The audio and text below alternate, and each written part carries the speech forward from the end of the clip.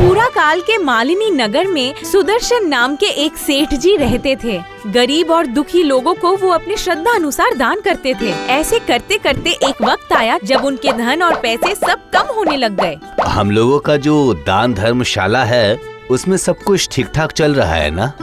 मतलब हमारे दान धर्मशाला से कोई भी गरीब खाली हाथ नहीं जाने चाहिए। सब कुछ तो बहुत सही चल रहा है, लेकिन आपको एक बात बताना बहुत ही जरूरी था, और वो बात बहुत ही जरूरी है। कौन सी बात? दान करने के लिए हमारे पास जितनी भी रकम है वो ज्यादा दिन चलेगी नहीं, इतनी कम है। ओह, इसका मतलब और कितने दिन चल जाएगा? ज्यादा से ज्यादा 6 महीना। तो इसका मतलब तो हमें जल्दी से कुछ और करना पड़ेगा।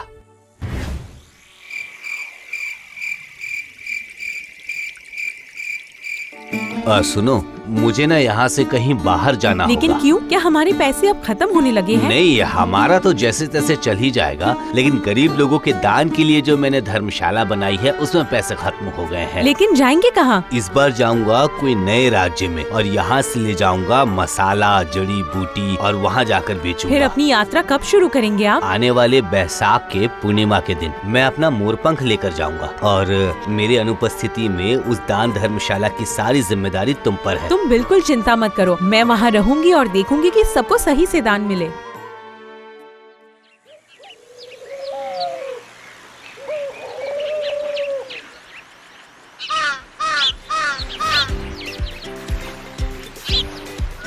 बैसाखी पूर्णिमा के दिन हमेशा की तरह सुदर्शन समंदर के तट पर आ गया और अपने व्यापार के लिए तैयारी करने लगा। मेरा नाव तैयार है ना? हाँ, जैसे आपने कहा था वैसे ही किया। प्रधान माझी और उनके 6 माझियों को मोर पंख पे बैठा दिया है। ठीक है, ठीक है। वैसे मैंने सोचा था कि ज्यादा माझी नहीं लेकर जाऊंगा आपकी बात। तो मैं, तुम, कुछ माझी और वनमाली मिलकर 9 लोग यहाँ से जाएंगे, सही है ना? जी हाँ हुजूर। और मसाला और जड़ी बूटी सब लेके रख लिए हो ना? हाँ, सब ले लिए हैं। उसी समय श्यामकुंड पहाड़ पर ध्यान पर बैठे थे ऋषि चक्रपाणी। वो दिव्य दृष्टि से सुदर्शन का भविष्य देख पा रहे थे।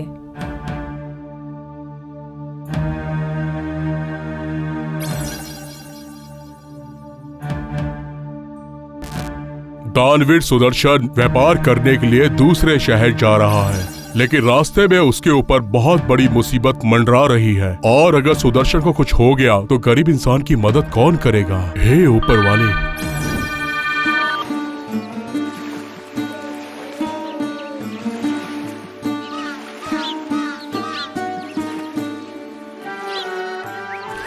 ये क्या, आप नंगे पैर इस गरम रेत में खड़े हुए हैं? क्यों बाबा? तुमसे बात करने के लिए तो मुझे अपना ध्यान बीच पे रोक कर आना पड़ा। मैं तुम्हें कुछ बताने आया हूँ बच्चा।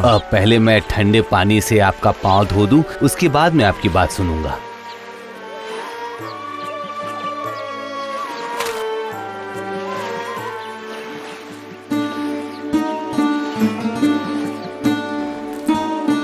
मैंने दिव्य दृष्टि से देखा कि तुम्हारी नाव डूबने वाली है, इसीलिए मैं तुम्हें ये बताने आया हूँ कि तुम ये यात्रा मत करो। लेकिन अगर मैं पैसे का बंदोबस्त नहीं कर पाया तो मेरे पूरे दान धर्मशाला बंद हो जाएंगे, फिर गरीबों का क्या बाबा?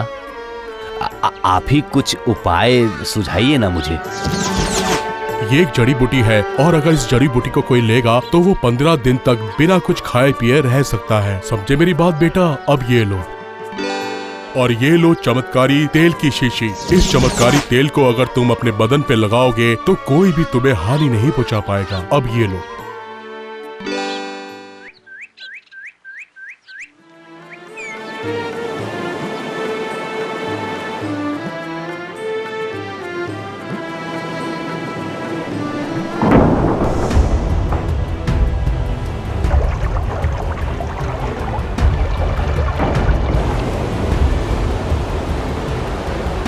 खुद को संभाल के रखो, खुद को संभाल के रखो, बच के। साहब बहुत बड़ी मुसीबत आ गई है। अरे क्या हुआ? पहाड़ से टकरा गया हमारा जहाज, जिससे हमारी नाव में छेद हो गया है, जिसकी वजह से जहाज डूब रहा है और जहाज के निचले हिस्से में पानी बहुत तेजी से भर रहा है। ये तो बहुत बड़ी समस्या है। चलो चलो सेठ जी को बता देते हैं।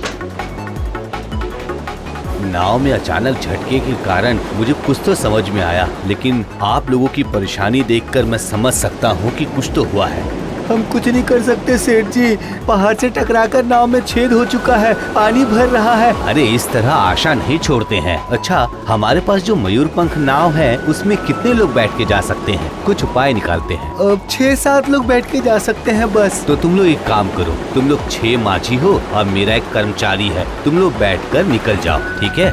हाँ, वो देखो कुछ दूर में ही मुझे जमीन दिखाई दे रही है। हाँ, वहाँ चले जाओ। हाँ, तुम लोग वहाँ चले जाओ। लेकिन फिर आप? अरे मेरी कोई चिंता मत करो, हम 2 लोग तैरते हुए वहाँ पहुँच जाएंगे। अरे देर मत करो, चले जाओ, हमारे पास समय नहीं है।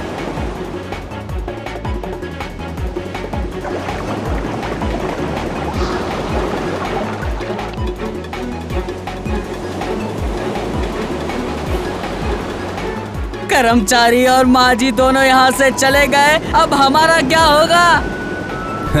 अरे मैं हूँ, तब तक तुम्हें चिंता करने की कोई जरूरत नहीं है। हम दोनों तैरते हुए उस जमीन तक पहुँच जाएंगे, उसके बाद देखते हैं और क्या हो सकता है, ठीक है? तुम चिंता मत करो। हाँ ठीक है, आप जैसा कहोगे मैं वैसा ही करूँगा।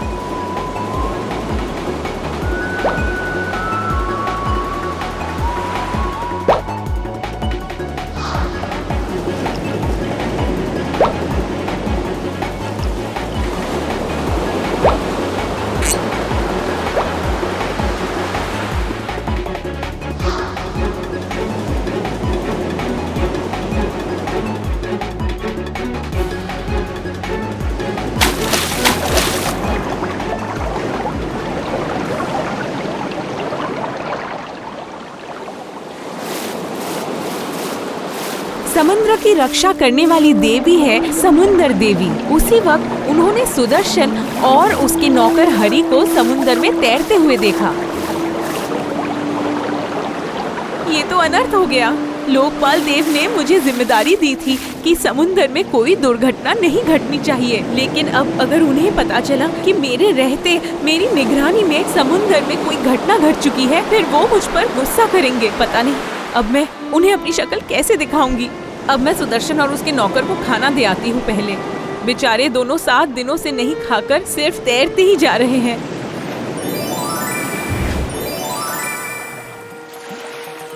कौन? आप कौन है देवी? आप मेरा प्रणाम स्वीकार करें। मैं इस विशाल समुद्र की समुद्र देवी हूँ। हरि मुझे देख नहीं पा रहा है, लेकिन तुम मुझे अपने अच्छे कर्मों की वजह से देख पा रहे हो। तुम्हें मेरा दर्शन मिला है। मैं तुम लोगों के लिए खाना ले आई हूँ, लो खा लो। लेकिन हमें तो भूख नहीं है।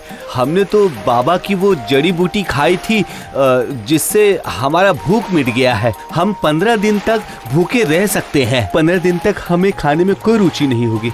अरे हाँ, ये तो मुझे याद ही नहीं था। तुम दोनों ने जड़ी बूटी का सेवन किया है। समंदर में घूमते घूमते सेठ जी का माथा घूम गया है। सामने कोई नहीं है फिर भी बड़बड़ा रहे हैं, लेकिन सामने से तो कोई भी नहीं बोल रहा है। आप ऐसे बात किससे कर रहे थे सेठ जी? नहीं भाई वनमाली, हमारे पास साक्षात देवी आई थी। तुम उसको देख नहीं सकते। हाँ, मैं अपना पुण्य फल तुम्हें थोड़ा सा दान करता हूँ। अब तुम उसे देख पाओगे। लो, अब तुम इनका दर्शन करो, तुम धन्य हो जाओगे। हाँ सेठ जी, हाँ मैं अब देवी को देख सकता हूँ। हाँ मैं देख सकता हूँ। तुम धन्य हो गए सुदर्शन। तुमने इतने सारे दान किए हैं जिससे तुमने बहुत पुण्य कमाया है। सुदर्शन, मैं तुम्हें 3 वरदान देती हूँ। तुम्हें जो चाहिए तुम वो मांगो। मैं अपना मयूर पंख वाला नाव फिर से उचित अवस्था में चाहता हूँ, बस यही चाहिए। तथास्तु। अब उस तरफ देखो, तुम्हारा मयूर पंख जहाज इंतजार कर रहा है। मैं अपना मसाला और जड़ी बूटी भी वापस चाहता हूँ देवी जी, जिसे मैं बेचकर धन का बंदोबस्त कर पाऊँ। हाँ देवी जी। हाँ बिल्कुल, तुम्हारे सारे मसाले तुम्हें तुम्हारे मयूर पंख जहाज में ही मिलेंगे। जाओ देखो। मैं पूरी जिंदगी गरीबों को दान कर पाऊँ, अपना दान धर्मशाला चला पाऊँ, बस यही चाहिए। तथास्तु। बिल्कुल, तुम्हारी ये शुभकामनाएं भी मैं ही पूरी करूँगी।